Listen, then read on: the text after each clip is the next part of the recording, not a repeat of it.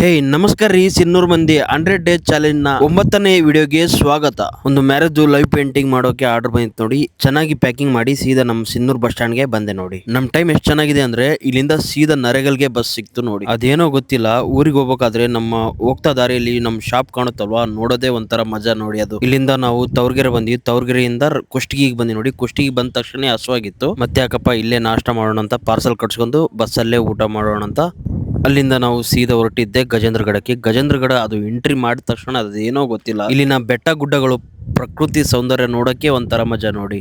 ಇದೆಲ್ಲ ನೋಡ್ತಾ ನೋಡ್ತಾನೆ ನಾವು ಬಂದ್ಬಿಟ್ಟು ನೋಡಿ ನರೇಗಲ್ಗೆ.